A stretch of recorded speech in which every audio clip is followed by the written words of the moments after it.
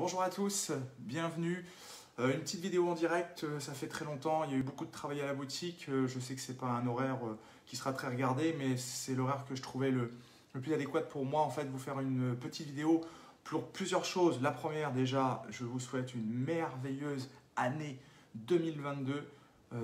Voilà, santé, plein de petits moments de bonheur, apaisante, sereine, joie de vivre.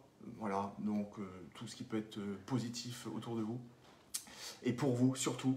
Et ensuite, je voulais remercier toute la clientèle qui nous a fait confiance, qui est venue nous voir pour ces fêtes et qui ont acheté différents flacons à offrir ou à mettre sur leur table. J'espère que tout s'est bien passé, que les cadeaux ont fait plaisir. Mais merci de votre fidélité, de votre confiance, donc nous en sommes très reconnaissants, Coralie, Yannick et moi-même, au nom des Agapes bien sûr. Voilà, et j'ai eu une demande assez, je dirais, poussée au niveau d'un accord spécifique qui est encore d'actualité, c'est vin et foie gras. Donc je me suis dit, on va faire une petite vidéo rapide de dégustation sur plusieurs vins et le foie gras. Donc j'ai fait un petit foie gras maison, hein, voilà, que je vais vous montrer, que j'ai cuit à la vapeur, que j'ai assaisonné avec un marc de Bourgogne qui a vieilli dans un fût de Port Charlotte. Voilà, donc sur un whisky, dans un fût de Port Charlotte, donc un whisky fumé, tourbé. Voilà, et pour donner, je dirais, un côté plus pepsant et original un petit peu à ce foie gras. Voilà, j'ai découpé des petits bouts que je vais goûter avec différents vins. Voilà, bon, il faut savoir que le foie gras, très rapidement, c'est issu surtout, c'est parti de l'Égypte. Dès l'Antiquité, les Égyptiens ont commencé à gaver les oies, en fait. Voilà, donc ça remonte déjà de très très longtemps. Et ensuite, c'est arrivé vraiment très tardivement en France, hein, à partir, je dirais, du XVIIe siècle, avec l'arrivée du maïs venant d'Espagne.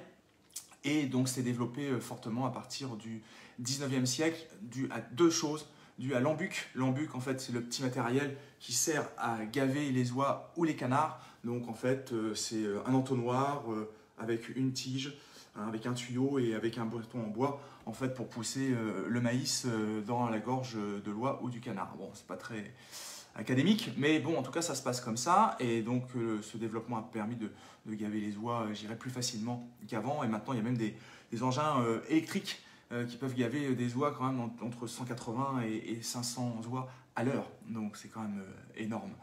Voilà. Et ensuite, dû à la stérilisation, en fait l'apertisation, où on a commencé à stériliser par la chaleur et avec des bocaux hermétiques.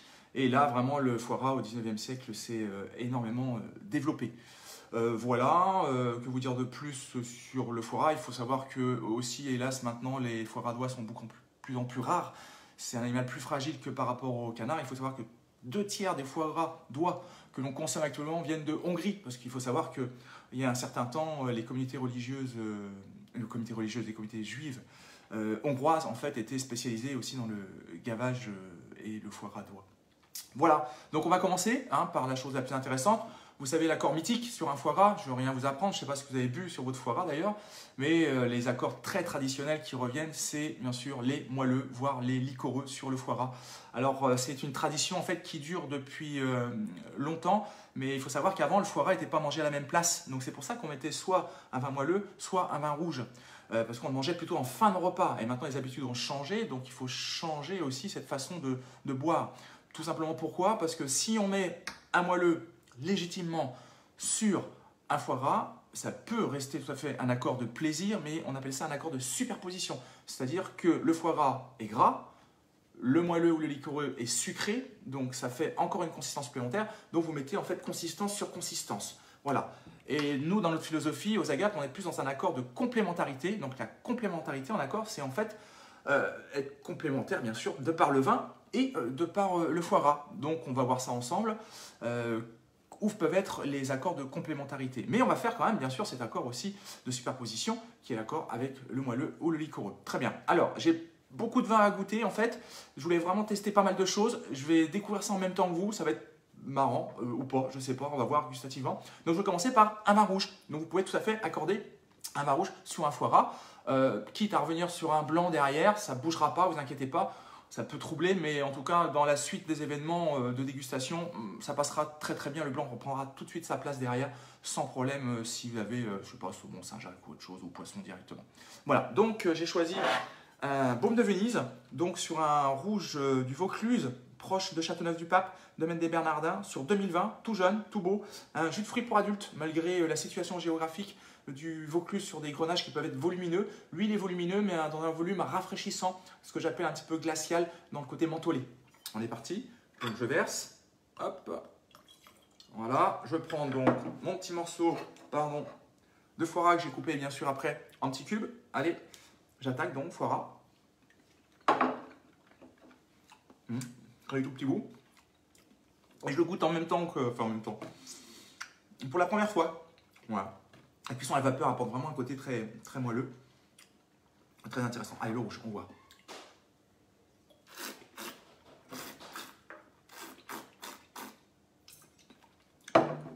Le fruit avec l'assaisonnement est très intéressant. Le vin a une belle tenue en bouche. Hein, on sent que c'est un vin qui est un peu épaulé, qui a un peu de soleil, qui a un peu de générosité. Et ben, le foie gras rapporte un petit peu de gras au vin. La puissance du vin, dans sa générosité, canalise le gras. Il y a un bel ensemble, il y a du fruit, il y a ce côté un peu épicé du foie gras. Un joli gras, le vin se déstructure pas. Bel ensemble, très intéressant. Donc on peut aller sur des vins plus tanniques, pourquoi pas. Les vins plus légers, il faut peut-être se méfier un petit peu.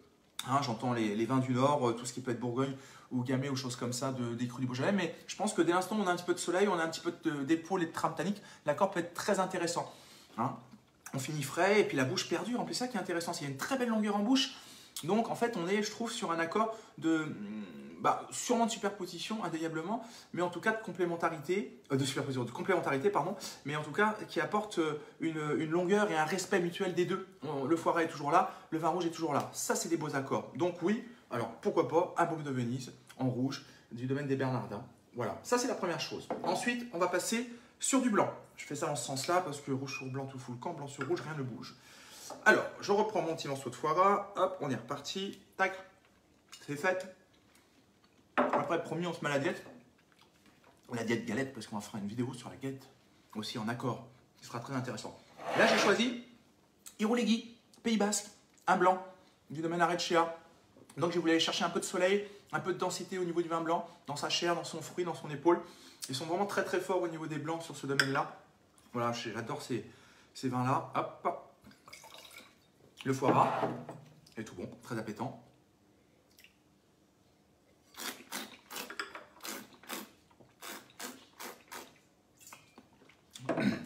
Étonnamment, accord moins intéressant. Attention avec les blancs du sud, un peu généreux, ça a tendance à prendre le dessus. Hein, il y a une certaine puissance, une certaine épaule. Le foie gras, il rame, hein. Il est derrière, il essaie de revenir, mais même de par son arôme, sa saveur et de par sa texture, le vin domine fortement. Pour moi, les vins blancs peut-être un peu solaires, un peu généreux, ont tendance à écraser étonnamment le foie gras. Ce que j'aurais pas cru, puisque comme on prend souvent des vins un peu sucrés du sud, bon, généralement, voire du nord aussi bien sûr, je ne pensais pas que ça pouvait réagir comme ça et je pensais que l'accord allait être juste. Bon, donc pour essayer de trouver une solution sur un vin blanc sec, parce que légitimement un vin blanc sec serait un accord de complémentarité, puisque le gras du foie gras va rapporter de la rondeur au côté sec, si je puis dire, et le côté sec, je dirais vif, tonique, devrait, je dirais, fluidifier le foie gras et l'allonger pour le faire perdurer plus longtemps dans sa saveur. Voilà ce qui est un accord de complémentarité et non pas de superposition. C'est où on aspire le plus. Bon là, écoutez, c'est un peu boiteux, mais c'est pas grave parce que j'ai prévu, bien sûr, un vin blanc du Nord, bien de chez nous, qui est un Chablis dessus la carrière 2014, sur un millésime en plus frais, du Gilbert Pic, tout en cuve, donc on est vraiment dans le côté coquillé, nacré, salin, hein, du terroir chablisien, hein, dans sa pureté, dans son dynamisme, dans sa précision. Et donc on va voir comment ça se comporte, si la complémentarité va se trouver dans le verre et dans le palais, bien sûr, surtout. Allez, hop, je sers, tiens, je vais manger mon petit bout de foie gras. Tac, c'est parti. Je sers. Hop.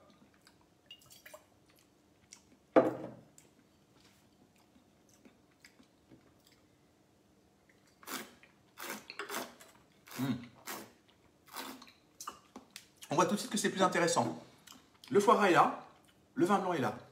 On retrouve en fait cette liaison, cette synergie, je dirais ces deux rails un petit peu qui se suivent, le foie gras et le vin blanc, respectueux mutuellement, et ils se surdimensionnent. Et donc on est vraiment là, dans ce que je disais au départ, ça se vérifie, le gras patine un petit peu le vin blanc, l'assagit dans sa vivacité. Et par contre, on voit que le vin blanc vient titiller un petit peu, agacer le foie gras pour le fluidifier. Le palais est propre, c'est rafraîchissant, c'est net, c'est exhausteur. Très bel accord sur le Chablis. Donc je pense qu'il faut aller sur des blancs qui sont frais, toniques, épurés, éviter les côtés aromatiques, mais des vins blancs structurels, donc qui se basent vraiment sur la structure. Il y a vraiment une belle dimension. Chablis, foie gras, waouh. Enfin, en tout cas sur un millésime froid. Voilà, sûrement sur des millésimes un peu plus solaires, mais c'est vraiment top. Donc, Chablis, foie gras, n'hésitez pas, surprenez sûrement avec un accord de cette manière-là. Vraiment très très bon pied, ça dure encore. Donc, pour l'instant, étonnamment, vin rouge du sud, vin blanc du nord, magique. Allez, on continue. Tac, ouais, parce qu'il y a un petit peu de travail. Alors, est-ce que vous avez déjà essayé, peut-être, une bulle sur du foie gras? Moi, jamais. Toujours à l'apéro, au niveau de la bulle, mais jamais sur le foie gras. Bon, on reste sur un vin blanc avec des bulles, d'effervescence en plus. On va voir ce que ça donne. Alors, je vais vous montrer ce qu'on a choisi. C'est vrai que je me gâte un peu. Hop, à la saigne, en Mongueux. Donc, sur des champagnes aussi très nacrés, très droits, beaucoup de pureté, beaucoup de droiture, des belles oxydoréductions, dans ce côté un petit peu fumé, toasté, grillé, qui est vraiment intéressant. Des champagnes structurels, pas du tout sur le dosage, puisqu'on est en extra brut. Donc on est dosé entre 3 et 6. Voilà. Alors, on y va. Voir comment se comporte la bulle, si le champagne reste comme il doit être.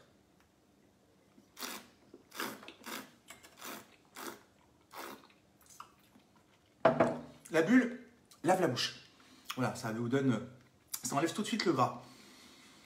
Le champagne a tendance à dominer dans son côté aromatique, dans sa vivacité. Le foie gras est là. Il est un peu plus présent qu'avec l'Irouléguy, mais moins qu'avec le Chablis. L'accord est bon, mais moins transcendant que par rapport au blanc de Chablis ou le rouge de Baume de Venise. Voilà, donc moi je pense que l'effervescence en fait a tendance à gommer peut-être un peu trop vite le foie gras et à le lessiver. Et après, le gras du foie gras est présent, mais pas le foie gras. Donc ça laisse une patine de bouche qui est un peu lissée, qui pour moi dénote au niveau de la précision de l'accord. Donc bulle, foie gras, ça peut être festif, ça peut être intéressant, mais ce n'est pas non plus l'apothéose totale. Voilà. Donc pourquoi pas, mais voilà, si vous voulez faire un repas entièrement au champagne et qu'il y a du foie gras, faites-le, bien sûr. Hein, on ne va pas pinailler pour une patine de bouche, mais c'est juste pour avoir un accord précis et trouver vraiment, c'est tellement difficile de trouver des accords qui sont d'une précision légendaire et exhausteur et respectueux que voilà, quand on les a, on essaie de les mettre en place le plus souvent possible. Attention, on rentre dans l'accord traditionnel. Sucre, yes. Donc, j'ai pas pris de sauterne. J'ai pris un Mosaque Rouge chez Plageol en gaillac doux. Voilà, vous avez vu cette couleur magnifique, hein, voilà, qui est vraiment dans ce côté cuivré. Très bien, je reprends mon morceau de foie gras. Donc, si vous aimez le sucre sur le foie gras, vous pouvez, n'hésitez pas. Je veux dire, voilà, c'est juste une suggestion. Mais sachez que dans ce cas-là, il faut choisir des sucres, des moelleux, déjà, plutôt que des liquoreux. Parce que liquoreux veut dire plus concentré, donc plus de sucre. Des moelleux avec de la fraîcheur derrière. Donc allez chercher, et ce qui se fait beaucoup, et je suis sûr que vous adorez ça, c'est les vendanges tardives de l'Alsace.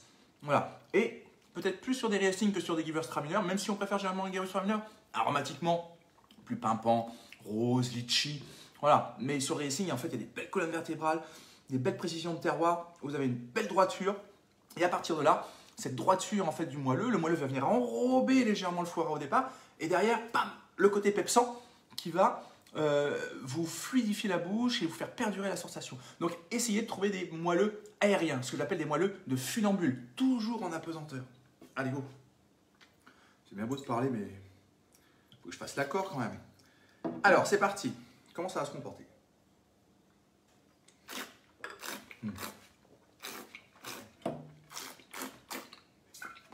Alors moi, j'ai pas choisi un moelleux dans la vivacité. J'ai choisi un moelleux confit. Un moelleux figue, abricot sec. Waouh, c'est bon, hein. C'est un accord de gourmandise. Le foie gras, il est explosé par le moelleux indéniablement. Il rame. On sent un peu sa texture, mais aromatiquement, en saveur du foie gras, on ne l'a plus. Mais par contre, waouh, qu'est-ce que c'est envoûtant. C'est gourmand. Ça vous enrobe les papilles. Ça vous donne... C'est un dessert presque. C'est impressionnant. Donc, Moelleux, accord de gourmandise, mais pas accord de précision. Continuez à le faire, c'est pas gênant. La seule chose, c'est que le problème, c'est que quand vous mettez un moelleux à ce moment du repas, dès le départ, le vin et le plat qui arrivent derrière, waouh, parce qu'en fait, il y a ce sucre qui reste en bouche, il y a ce gras qui reste en bouche, et c'est compliqué pour le vin et le plat qui suit derrière. Mais avant tout, le plaisir avant la technicité, indéniablement. Ok, on l'a fait. Alors, il me reste 2 vins originaux qu'on pense pas obligatoirement. Et là, je prends des risques, je ne sais pas ce que ça va donner. Mais je ne sais pas si vous avez déjà essayé. Hop, je prends mon foie gras. Allez, c'est les 2 derniers. Après, je vous laisse tranquille. Tac. Vin muté. Qu'est-ce qu'un vin muté? Les vins mutés, en fait, on a fait une fermentation de vin rouge ou de vin blanc, qu'on a arrêté, en fait, avec de l'alcool neutre pour stopper la fermentation. Donc, en fait, on est sur un vin rouge ou blanc d'un degré élevé et avec du sucre résiduel, donc du sucre qui reste en bouche. Voilà. Donc muté vient de muet, c'est-à-dire que quand on ajoute l'alcool, la fermentation s'arrête, et comme la fermentation, il y a un petit dégagement de gaz carbonique qu'on entend à l'oreille, et en fait, le fait de la stopper, ben, on le rend muet parce que ça ne fermente plus, donc on n'entend plus ce petit bruit. Voilà d'où vient le mot muté. C'est quand même intéressant. Donc j'ai choisi un Maury.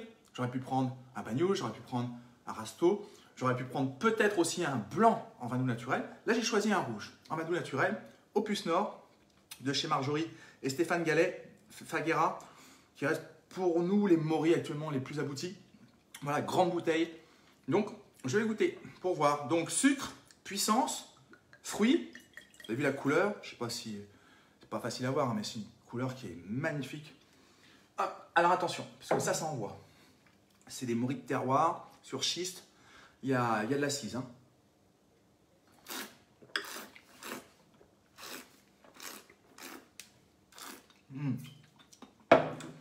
On est un petit peu dans l'esprit du moelleux, dans le sens où on est sur un accord de gourmandise. Le foie gras a été atomisé. Le foie gras, oui, est atomisé par le Maury. Le Maury explose tout. Voilà, c'est une symphonie de fruits rouges, gourmande, griotte, florale, rose. Voilà, il y a une gourmandise de fruits pulpeuses qui apporte de la gourmandise. Ce schiste qui apporte un côté un peu graphite, fumé de fin de bouche, qui vous donne un joli grain et qui fait perdurer le jus, qui surfe justement sur ce socle. Très agréable, mais le foie gras, en fait, j'ai pas l'impression de l'avoir mangé. Là, je suis vraiment en extase devant le vin. Donc non, trop puissant. Trop puissant. Ouais, trop puissant. Non, il faut laisser de côté. Par contre, sachez que ce genre de vin, avec le chocolat, plutôt chocolat noir, et l'accord est magique. Essayez chez vous. Allez, le dernier. Alors, étonnamment, je l'ai fait, mais je suis pas sûr de mon coup du tout. Vous allez reconnaître la bouteille, je ne vais rien vous dire. Regardez, je vais vous la montrer. Qu'est-ce que c'est que ça? Alors, est-ce que vous savez ce que c'est? Hop, en plus c'est à l'envers, donc c'est trop bien. C'est quoi cette bouteille? Ça s'appelle un Clavelin. Ça vous aide ou pas? C'est 62 centilitres. Ça vous aide ou pas? C'est un vin jaune. Un vin jaune du Jura. Qu'est-ce que le vin jaune? Alors, c'est très simple, je le fais vite. Le vin jaune, c'est un vin blanc à la base. En Bourgogne, quand vous faites votre vin blanc dans un fût, dans un tonneau, il y a une évaporation qui se crée à travers les pores du bois. Donc le niveau baisse. Donc le terme exact, c'est houiller, c'est-à-dire qu'on rajoute du même vin pour monter le niveau à la bonde du fût pour qu'il n'y ait pas d'air, pour protéger le vin de l'air, pour pas qu'il s'oxyde, si je puis dire. Dans le Jura, sur ce genre de vin-là, on nouille pas, on met pas de vin. Le niveau, il continue à baisser pendant 6 ans et 3 mois. Et là, qu'est-ce qui se passe? Eh bien, par rapport à la population levurienne de ce cépage, qui s'appelle le cépage savagnin, le raisin, les levures qu'on trouve sur la peau du raisin, en fait, va venir former un voile entre le vide d'air et le vin. Un petit voile qui va protéger le vin de la mauvaise oxydation qu'on considère le vinaigre. Donc ça va en fait créer une oxydation ménagée, si je puis dire, et noble, qu'on parle en fait de vin sous voile, et qui va donner ce goût typique que pas beaucoup de personnes aiment. Ce côté noix, curry, pommelette, c'est très très très spécial. Et on fait beaucoup, en fait, la poularde au Maury au vin jaune, ou le coq au vin jaune, qui donne des sauces appétantes au niveau de ces vins-là. Voilà, donc j'ai voulu essayer sur un foie gras pour voir ce que ça donnait. Il est vrai que normalement, on conseille fortement de faire le foie gras, l'assaisonnement du foie gras qu'on pourrait faire Porto, Cognac, Armagnac, Madère, Piment d'Espelette, enfin ce que vous voulez, voire vin rouge, et on peut le faire aussi au vin jaune, voilà, hein, entre autres. Voilà, et bien écoutez, vous voyez, je parle tellement que je vais reprendre un morceau de foie gras. Hop. Mais c'était intéressant d'évoquer la fabrication du vin jaune, qui est donc un vin sec et non pas sucré, à ne pas confondre avec le vin de paille. Mais voilà comment est fait ce vin jaune en fait. C'est vraiment super intéressant. La nature est super bien faite. Et pourquoi 62 centilitres? Parce que au bout de 6 ans et 3 mois, sur 100 litres de vin, il ne reste que 62 litres. C'est une perte énorme, ce qui justifie un prix élevé, légitime, et qu'en plus, le voile du fût ne prend pas toujours. Donc en fait, on garde un vin pendant je ne sais pas combien de temps d'années, le voile ne se forme pas, donc on est obligé de le rebasculer dans une appellation un peu moins, je dirais, cotée, et donc il y a une petite perte d'argent, donc ça justifie le fait que les vins jaunes soient assez chers. Normal, en tout cas de qualité. Allez, go! Vin jaune. Par contre, mon verre, je vais le rincer un tout petit peu rapidement, parce que sinon ça va teinter. Hop, pardon. Et on finit par le vin jaune. Allez, go! C'est impressionnant, c'est né, il faut aimer. Hein.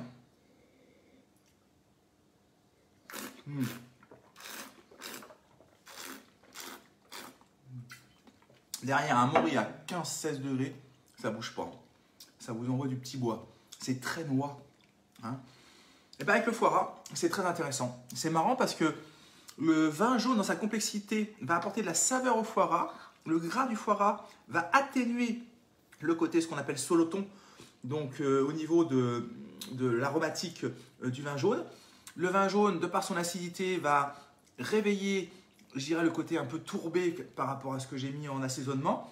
Ah, c'est un accord intéressant, mais c'est un accord en fait qui n'est pas sur deux rails comme le rouge en Bonne-Venise ou le Chablis. On est un petit peu dans comme un tonneau qui dévalait une pente. Ça fait un roulement foie gras, vin jaune, foie gras, vin jaune, foie gras, vin jaune, foie gras.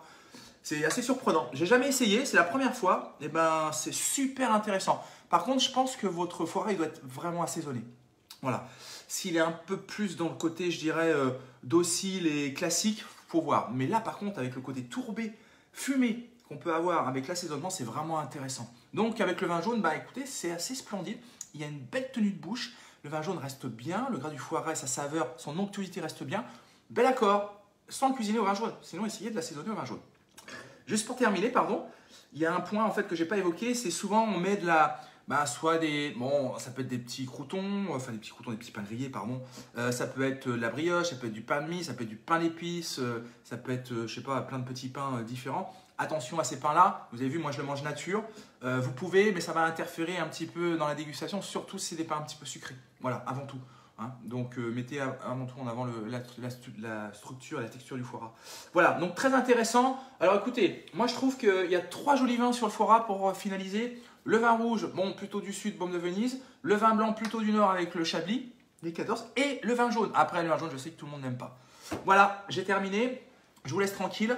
Donc galette des rois qu'on ira acheter à différents endroits avec un accord spécifique. Voilà, pour faire un petit test de galette, ça va être super intéressant. Écoutez, je vous embrasse fort, prenez bien soin de vous, n'oubliez pas de liker et partager. Je vous souhaite de passer un très joli moment entre amis ou en famille. Et encore merci infiniment, sincèrement de votre fidélité, parce que si les agapes sont encore là, c'est grâce à vous. Allez, au plaisir de vous revoir.